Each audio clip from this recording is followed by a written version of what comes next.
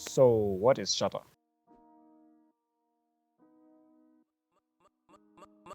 Shutter is a window inside the camera between the lens and the camera body, which opens up and down in that mechanism to allow light to go straight from the lens to the camera sensor. Shutter is measured in seconds and fractions of seconds. So the more seconds you set on your camera, the more the shutter window will stay open to allow light to go straight to the camera sensor. And the lesser seconds, or if you use fractions of seconds, that means the shutter window won't be up for long. So that means there'll be little light coming inside the camera. So that's how shutter becomes a part of the exposure triangle, because if you open it for long, there'll be a lot of light getting inside the camera. If you open it for limited time, limited amount of light will be going inside the camera sensor. For the fact that it is measured by seconds, it has its own effects. So let me go straight to demonstrating. Guys, this is a shutter value of 1/8 of a second, and you can see the video frame and everything inside of it is very, very bright, because I've kept the shutter window up for 1/8 of a second, which is a lot of time. That means there's a lot of light coming inside the camera. The shutter value of 1/250. So the shutter isn't open for long because I'm using a very high shutter value. That means a limited amount of light is getting in the camera. That's why you can see the video is kind of dark there. Not everything is clear. So that's how shutter works.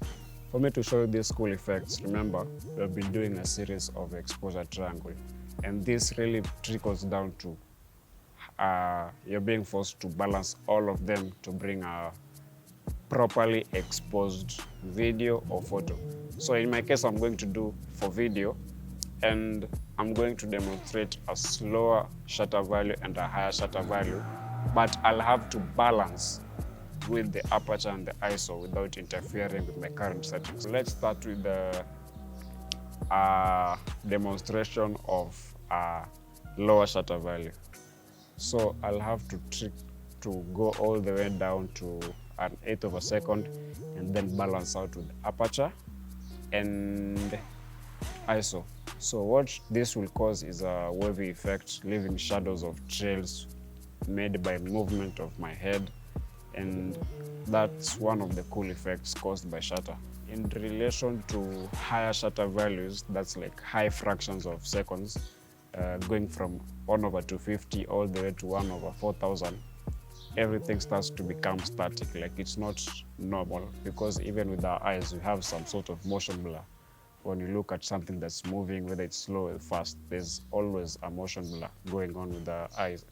So you can never have that natural feel of view like the way we have with our human eyes when you have such. This video sums up the end of this series based on the exposure triangle, and you can relate how shutter, now being the last factor, how it affects exposure.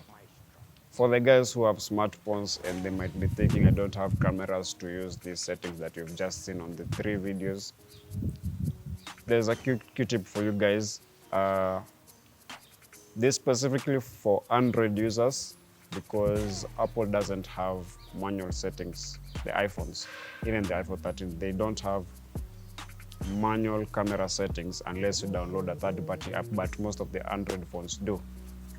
So for guys who are using Android phones, you can go to your cameras, go to the shooting modes or the camera modes, look for Pro or Professional. What this basically means that those modes give you the absolute control of what your camera can do. So you'll find the ISO, you'll find the aperture, you'll find the shutter.